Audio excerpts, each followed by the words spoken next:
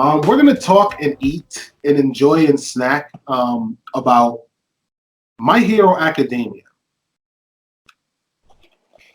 Now, I don't have to stress to you people how excited I am personally to be discussing this, especially with good company and with great food. I love this anime. It's by far one of the best animes I've seen in the last 20 years. There are a lot of great ones out there, but for me personally, this one really got me. Um, I think Santino Mancebo, Tino the Sandman. You guys know him. He's one of the admins in the group.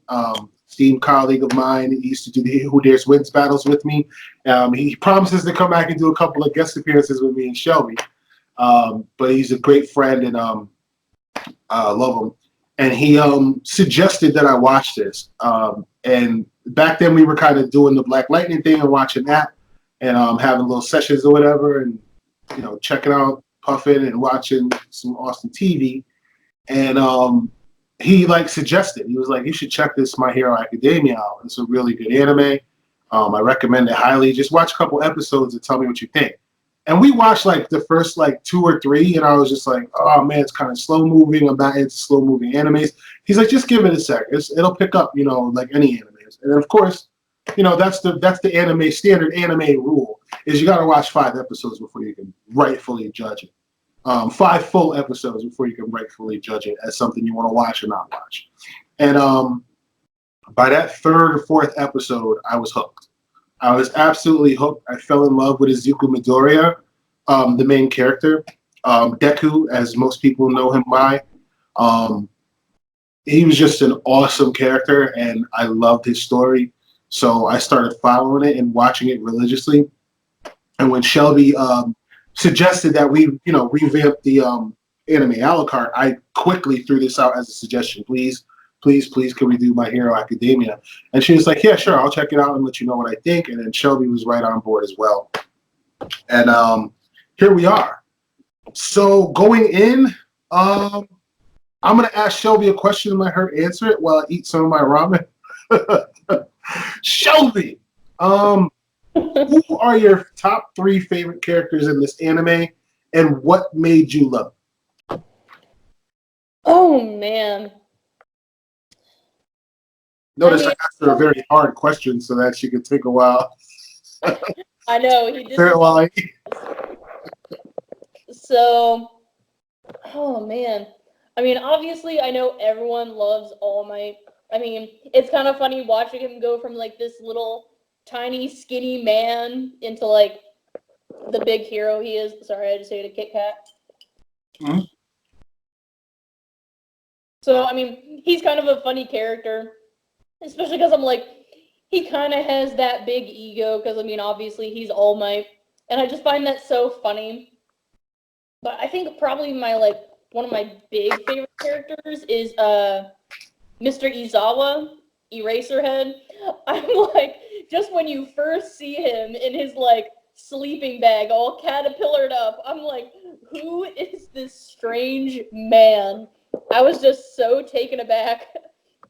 And I don't know why, just kind of, he has that weird sense of humor that I'm like, he's not trying to be funny, but it's just so funny. I'm actually going to piggyback off of that.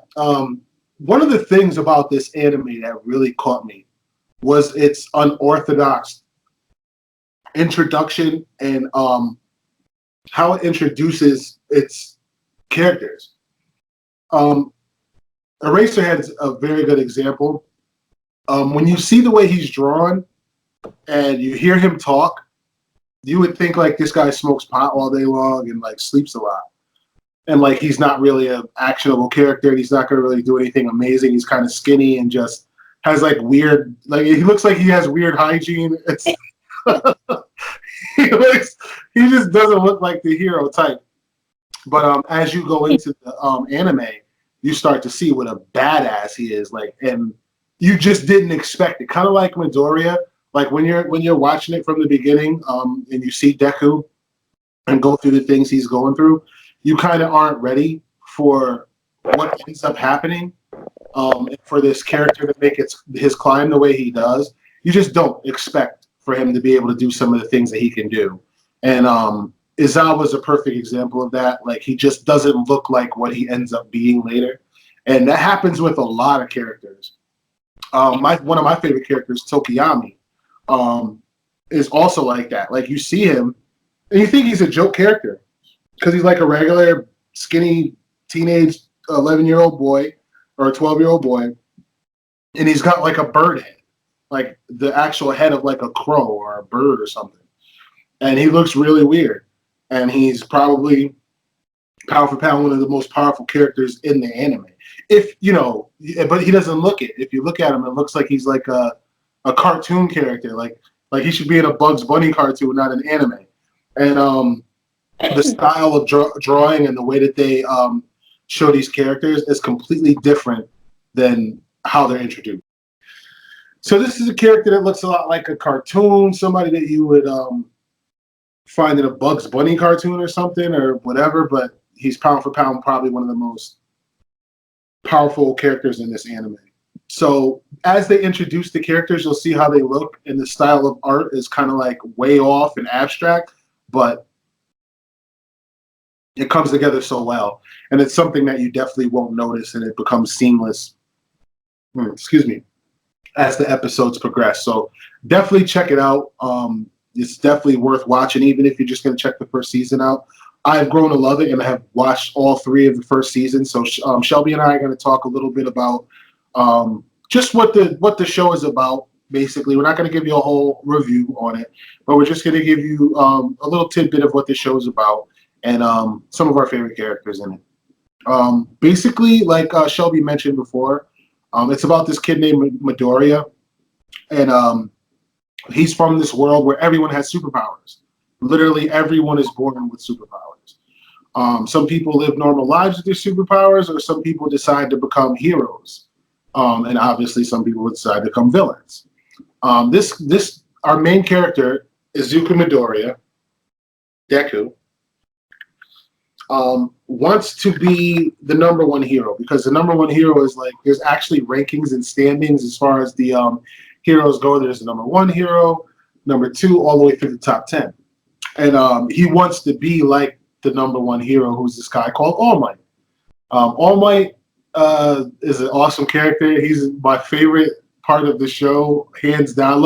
I have my favorite character, but All Might is my favorite part of the show. He literally makes this anime, and he's so corny and so like extra, and I think that's one of the things I love about it. So that's basically the plot. It's about this kid who meets the number one hero, and the number one hero has to pass on his power because he's injured, and he gives it to this kid, and you watch him go to school to become a professional hero and his struggles. It's like what would happen if if all of Spider-Man's like origin and his first year of becoming a superhero were like recorded. That's kind of what watching My Hero feels like. It's like superhero class 101, and it's awesome. So definitely check it out. You can find it on your Crunchyroll, your Funimation. You can find it on your Fire Stick, in the stores, on discs, whatever you got. Definitely give it a check and let us know what you think. I'm going to kick it over to Shelby. She's going to give you a little bit more about the plot and a little bit more about some of her favorite characters. Shelby? Yeah, so I know Ian kind of pretty much went into the plot, and some of my favorite characters, I know I had said that Eraserhead, Mr. Izawa was probably my top favorite. I think my second favorite, her name is Asui, but everyone calls her Froppy. I love her. She kind of has the same kind of vibe as like Tokiyami, where she looks so cute and adorable, but she's actually really powerful. Actually, not expecting it, because she's like this little girl that's pretty much like, her ability is like frog, like that's her quirk. And I was not expecting to see this type of power come out of this cute, adorable body. Let's talk a little bit about something that you just brought up, quirks. Quirks are basically the powers for each individual that lives in this universe, and it's just a superpower. Some of them are based off of your, regular comic book heroes, laser eyes and super strength and flight. And then you have something like what Froppy has. And she has a quirk that's called Frog, and she basically has all. She's a human being with all of the physiological. God, that wasn't hard.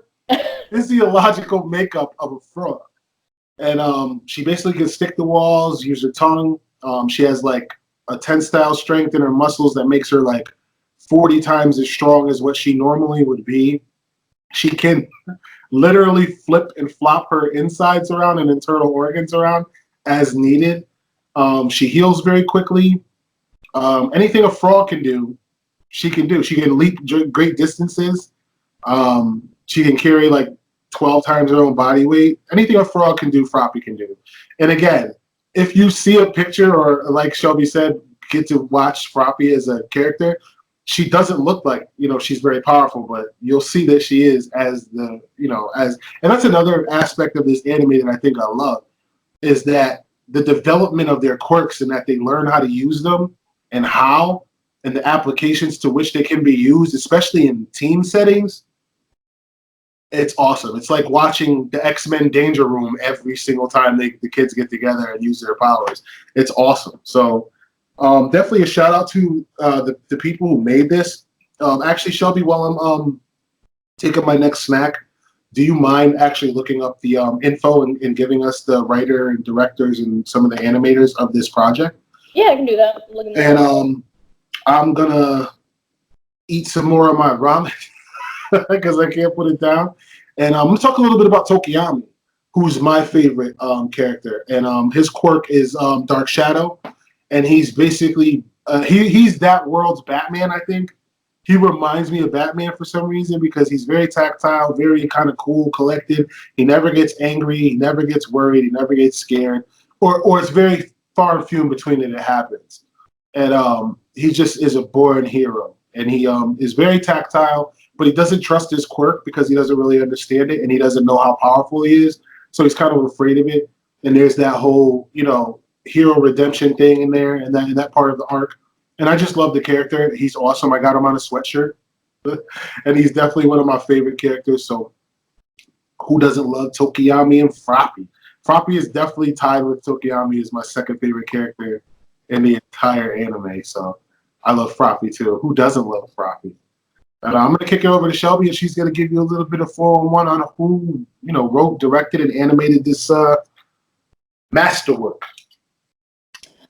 So obviously, this is also a manga series, and I think they have a novel, and I think they might have a game as well.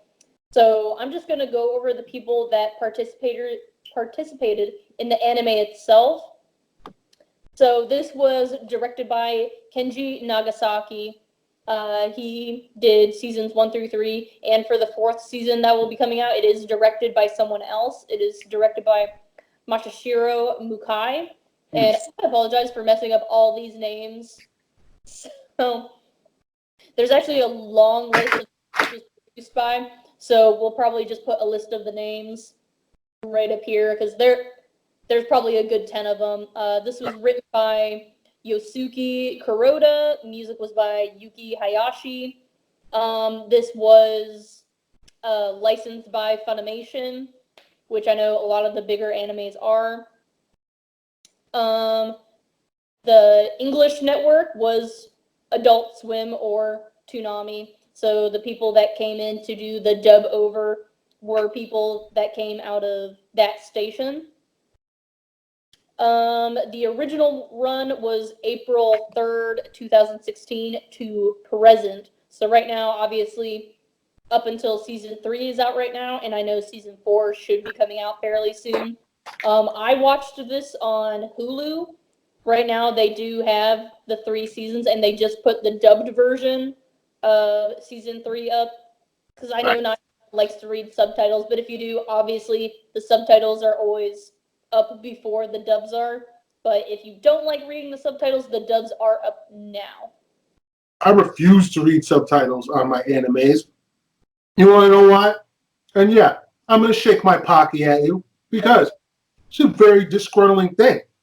First of all, I read a lot of comic books, okay? A lot of comic books. Like, more comic books than most normal people read in a lifetime. Okay? And there's really tiny words. Like the letters are like this big. Okay? And I gotta read all those words. And then I sit in front of the TV and turn the TV on. I gotta read the TV too? Not gonna happen. Not on my watch. Shelby? I don't even know what to say to that. I pretty much agree with what Ian just said on that. I hate reading subtitles, mainly because they're talking so fast and I can't read that fast. I'm a very slow reader. I like to take my time reading, so trying to like keep up with what's going on screen and trying to read at the same time, I am not good at doing so. And I got a message for all you anime snobs that read the subtitles and only watch the Japanese version with the subtitles because they're just more sophisticated. You know what? You obviously don't read a lot of comic books, okay? Because if you did, you wouldn't want to read your TV too. You got to draw the line somewhere, all right? You got to read the side of cereal boxes. You got to read stop signs. And now you got to read your TV too? When is it going to stop, Shelby? When is it all going to end? So I actually kind of wanted to talk a little bit about this. I mean, I kind of just thought about it, but while we're on the subject of like subtitles and dubbed, people don't give enough credit to the voice actors that do the dubbed, because you have to think, like, the anime has already come out in a different language, so these voice actors they pretty much have the screen in front of them, so they're seeing what's going on, and then they have the script.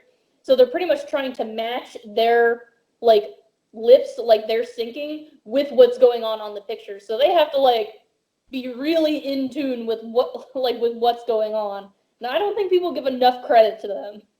I was just, and it's funny because I'm going to kind of piggyback off of this topic a little bit. I was literally just talking to Taryn Barber this morning about animes in general. And she was actually watching My Hero because we were talking about the production for the anime Alucard. And she was watching My Hero and she was like, yeah, this is a pretty good anime. And I said, look, because she was watching the subtitles. And I told her, I said, nothing against subtitles and, watch it however you want, whatever. I said, but All Might is a completely different character in American than he is in Japanese. It's fun to watch him regardless, but it's just two completely different characters. The American version of All Might makes the anime for me because he's just so corny. And the guy who's doing the voice actor, he makes him sound like he looks. It's funny. You have to see the two different versions to understand what I'm talking about, but they're two completely different characters. All Might from the sub version is not the same as All Might from the dubbed version. It's just not the same character.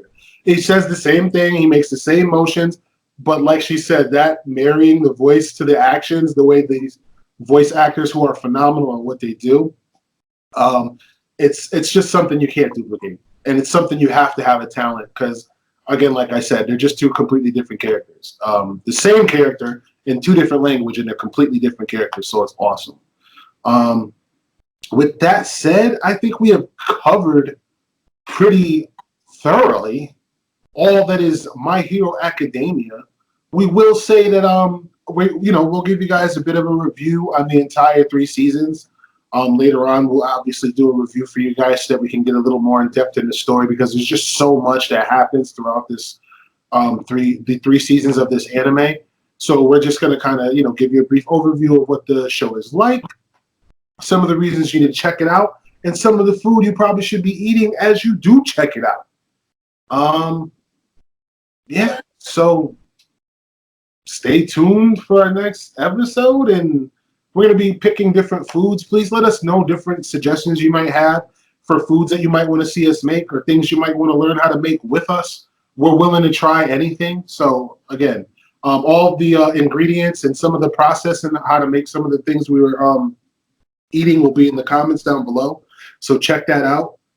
And, yeah, this has been your first installment of Anime a la carte with the boy wonderful Ian Wallace, your friendly neighborhood Shelby Croto, and the entire class of 1A. So yeah, get you some Crunchyroll, some Hulu, some Funimation. Don't forget the giveaways. We're going to be giving away a Leonard. And we're going to give away some comics. And a Leonard to go with your comics. Lanyard. Ignore Shelby. It's a Leonard. And it could be yours for free. Just watch and don't call it a whatever she said it was, a lanyard. It's a Leonard. So, Lanyard. is that what it is, a lanyard? Like lanyard. See, that's not the same thing.